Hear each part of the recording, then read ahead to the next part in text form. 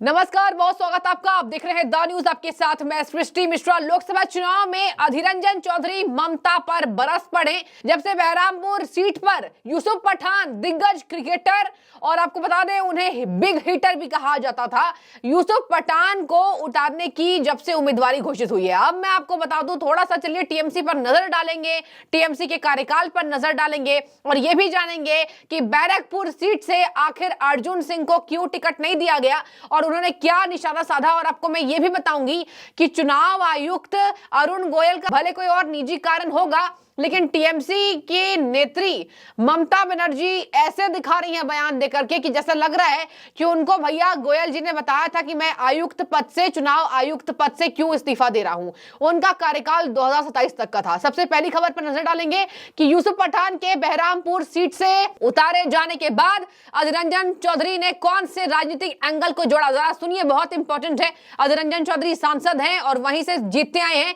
1999 से 1999 से लगातार बीजेपी के पिछले बार के आंधी के बावजूद अपने औसत बचाने में कामयाब रहे अधीर रंजन चौधरी ने। ममता बनर्जी को जड़ से उखाड़ देने की बात भी करते रहते हैं। और चलिए आज जानेंगे यूसुफ पठान को क्या वहां के क्षेत्र की नॉलेज है, क्या यूसुफ पठान को उस लोकसभा सीट पर उतारने के बाद क्या यहां पर ममता बनर्जी यहां तय करेंगी कि किस तरीके से यहां टीएमसी जीत हासिल करेगी। चलिए जानते हैं।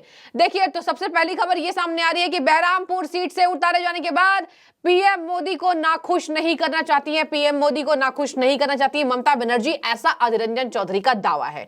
अधीर रंजन चौधरी ने कहा कि देखिए, प्रदेश के कांग्रेस अध्यक्ष भी हैं, सांसद भी हैं, लगातार बहरामपुर सीट से जीतते आए हैं। उन्होंने तंज कसा कि यूसुफ पठान, जो कि हार्ड हिटर और बिग हिटर के नाम से जानते हैं, आईपीएल में अपनी धमाकेदार पारी से सबके दिलों पे राज करने वाले यूसुफ पठान, और देखिए उनके बहुत फैंस हैं, भारत में उनके खूब फैंस हैं और बाहर भी हैं, लेकिन भारत में ही ऑफकोर्स ज्यादा होंगे। तो देखिए, मैं आपको बता दूं, उन्होंने कहा है यूसुफ पठान को उतारकर टीएमसी पीएम मोदी को नाखुश नहीं करना चाहती है।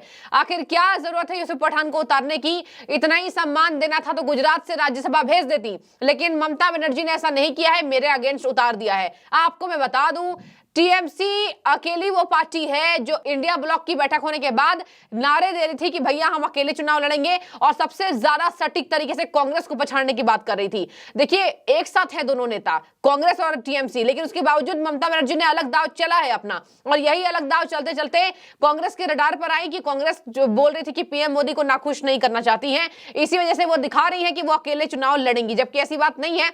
खुद ममता बनर्जी पीएम मोदी पर निशाना साधती रहती है, लेकिन राजनीति के आंतरिक बातों को आम जनता नहीं जान पाती। दर्शकों, यही वजह है कि अधीर रंजन चौधरी जनता को यह संदेश देना चाह रहे हैं कि टीएमसी अकेले लड़कर यह साबित कर रही है कि वो इंडिया ब्लॉक के हिस्सेदार नहीं है। देखिए, यूसुफ पठान के बारे में उन्होंने क्या कहा।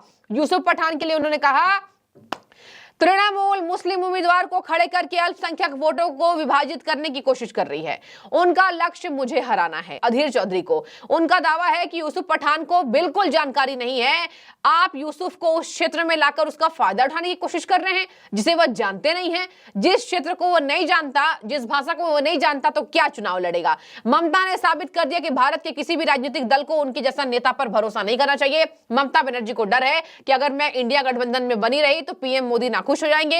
अधीर रंजन चौधरी ने ममता बनर्जी पर अटैक करते हुए कहा, जिसको खुद को इंडिया गठबंधन से अलग करके पीएमओ को संदेश दिया है, मतलब पीएमओ को, प्रधानमंत्री को, कि मुझसे नाखुश मत होइए, मैं बीजेपी के खिलाफ लड़ने के लिए खड़ी नहीं हूं। ममता बनर्जी के ऊपर अधीर रंजन चौधरी का यह दावा। अपना उनकी आजादी है, लेकिन अच्छा होता कि यूसुफ पठान को अगर सम्मानित किए जाते सही ढंग से। कुछ दिन पहले बंगाल में राज्यसभा की चुनाव हुई थी, बाहर के लोगों को राज्यसभा की एमपी बनाए गए। अगर यूसुफ पठान को सम्मानित करना चाहिए था, उनको कुछ पद देकर नवाजा किया जाए, ये अगर सोच रही होती तो यूसुफ पठान को बंगाल के टीएमसी पार्टी राज्यसभा की मेंबर बना के उनको एमपी पद दिलवाती। देखिए, ममता बनर्जी की ये अपना नियत की सवाल है। ये ममता बनर्जी खुद इंडिया गठबंधन की एक प्रवक्ता के रूप से कुछ दिन पहले भी जाना जाती थी। और ये ममता बनर्जी खुद आज साबित कर दिए हैं कि हिंदुस्तान की कोई राजनीतिक व्यक्ति, कोई राजनीतिक पार्टी कम से कम ममता बनर्जी जैसे नेत्री पे भरोसा ना करे तो बेहतर होगी। क्योंकि जिनकी जुबान की कोई मतलब नहीं होते, जिनकी जुबान की कोई अहमियत नहीं होते, जिनकी सोच में कायरता है, सोच में चालाकी है, उसको भरोसा ना करना ही मुनासिब होगी। ममता बनर्जी की डर है कि इंडिया गठबंधन में अगर शामिल होंगे तो मोदी जी से चुनौती लड़ना पड़ेगी, इसलिए कि ईडी सीबीआई को मोदी जी द्वार द्वार भेज देंगे। ईडी सीबीआई मोदी जी की आदेश पे टीएमसी के द्वार द्वार अगर जाने लगे तो टीएमसी पार्टी की खतरा बढ़ सकते हैं। इसलिए मोदी जी गुस्सा पे ना आए, इसलिए बेहतर रास्ता ये होगी कि गठबंधन से अपने को अलग कर लो। गठबंधन से खुद को अलग करते हुए ममता बनर्जी संदेश भेज दिए हैं मोदी जी की दफ्तर में कि मुझसे नाराज मत हुआ करो, मैं गठबंधन में नहीं हूं, मतलब बीजेपी से मुकाबला करने के लिए मैं खाड़ा नहीं होंगे। শোনা যাচ্ছে সে গুজরাট থেকে আসছে, এবং মোদিও গুজরাট, দিদির ক্যান্ডিডেটও গুজরাট, যাই না কি ব্যাপার হচ্ছে এত।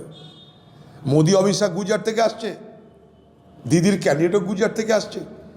দেখুন ইন্ডিয়া জোটের যে আলোচনা, সেখানে ইউসুফ পাঠানের জন্য গুজরাটে একটা সিট চাইতে পারতো। ইন্ডিয়া জোটকে তো বলতে পারতো যে আমার গুজরাটে একটা ক্যান্ডিডেট দাও, তার নাম ইউসুফ পাঠান, আমি গুজরাট থেকে তাকে জেতাতে চাই, নির্বাচিত করতে চাই, বলতে কি পারতো না? সেটা কি আরো মানানসই হতো না? ইউসুফ পাঠান গুজরাট থেকে দাঁড়াতো, সেটা তো মানানসই হতো। এখন তো সময় আছে, বলতে পারে ইন্ডিয়া জোটকে যে আমার ইচ্ছা ইউসুফ পাঠানকে সম্মানিত করবার, তাই গুজরাটে একটা টিকিট দেওয়া হোক, তা তো বলতে পারতো। ইউসুফ পাঠানকে সম্মানিত করবার ইচ্ছা থাকলে তাকে রাজ্যসভার এমপি করতে পারতো, তা তো করেনি দিদি ভাই। और वही ममता का सुर पकड़ लीजिए दर्शकों, बीजेपी को उखाड़ के फेंकना। आपको मैं बता दूं, कह रही है यहां पर डिटेंशन कैंप नहीं बनने दूंगी, एनआरसी नहीं लागू होने दूंगी, सीए नहीं लागू होने दूंगी।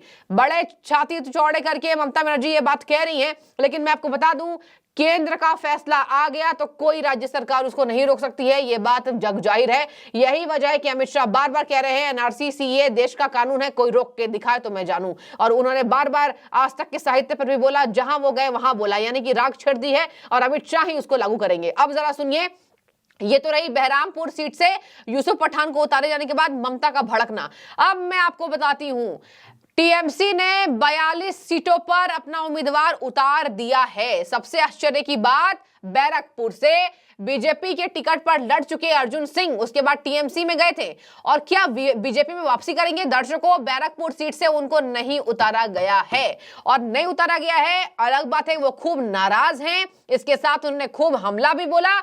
मंत्री में पार्थ भौमिक को ममता बनर्जी ने वहां से उतारने का ऐलान किया है, उम्मीदवार जब घोषित हुआ। अब चलिए जानते हैं नुसरत जहां, देखिए वो एक हीरोइन भी है, नुसरत जहां को भी टिकट नहीं मिला। इन सब की बातें हो रही है कि क्या ये बीजेपी में आ सकते हैं। दूसरी बड़ी खबर, शुभेंदु अधिकारी भाजपा के बड़े नेता पश्चिम बंगाल में।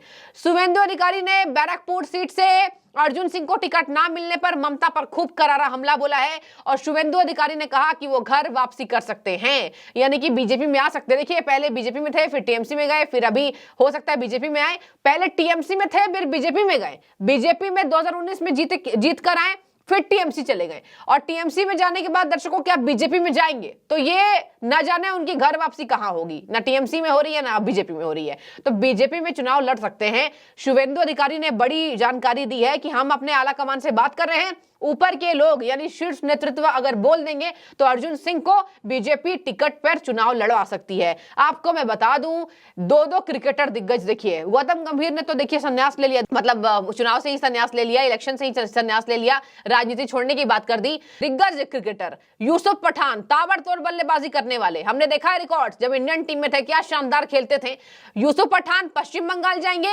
मोहम्मद शमी दिग्गज बॉलर, और अभी वर्ल्ड कप में कौन नहीं जानता, उनके केवल 1 महीने में 6 मिलियन फॉलोअर्स बढ़े थे इंस्टाग्राम पे। और मैं आपको बता दूं, मोहम्मद शमी को लोकसभा सीट ही दी गई है और पश्चिम बंगाल की ही दी गई है। अब मैं आपको बता दूं, पश्चिम बंगाल में मोहम्मद शमी को उतारा जाएगा।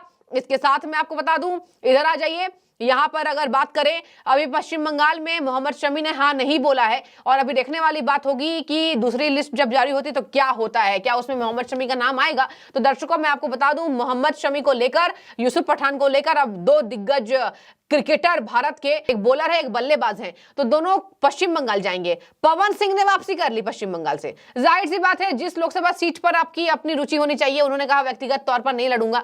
आरा छपरा मतलब बिहार में पवन सिंह को दिया जाता तो ज्यादा अच्छा होता, ये जनता भी कह रही है। लेकिन मैं आपको बता दूं, ममता बनर्जी का कार्यकाल इस बार थोड़ा सा चौपट लग रहा है, इसीलिए क्योंकि पंचायत चुनाव में जो हिंसा हुई है, सबसे बड़ी रडार तो भाई शाहजहां शेख के मामले में हो गई। इतनी फजीयत हुई है, पूरी दुनिया में फजीयत हो गई है। और क्या कहती है, माँ माटी मानुस। उसके बाद कहती है कि जब महिला विंग को संबोधन कर रही थी तो कह रही है कि पश्चिम बंगाल में सबसे ज्यादा महिलाएं सुरक्षित है। अब मैं आपको बता दूं, अरुण गोयल को, जिन्होंने चुनाव आयुक्त के पद से इस्तीफा दे दिया है, ममता बनर्जी ने सलाम किया है। कह रही हैं कि मैं सलाम करती हूं, अरुण गोयल नहीं झुके और बीजेपी के सामने नहीं झुके। बीजेपी धांधली करती, अगर बीजेपी धांधली करती तो पंचायत चुनाव में नहीं जीत कर आती, बीजेपी धांधली करती तो पश्चिम बंगाल में ये लगातार ताबड़तोड़ बल्लेबाजी नहीं कर रही होती। और मैं आपको बता दूं, ऐसी कोई धांधली की खबरें सामने नहीं आई है, लेकिन चुनाव से पहले माहौल बनाना ये ममता बनर्जी का काम रहा है, जबकि वो खुद जानती है कि अगर बीजेपी धांधली करती तो वो नहीं जीत पाती। अरुण गोयल को उन्होंने सलाम किया है। आपको बता दें, आईएएस बैच के रहे हैं अरुण गोयल,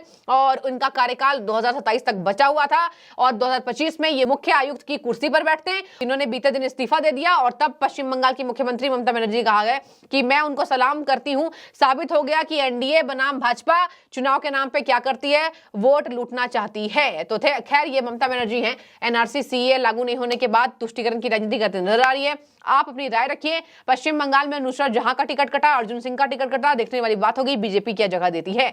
बने रहिए, जो भी आपकी राय हो जरूर रखिए। शुक्रिया।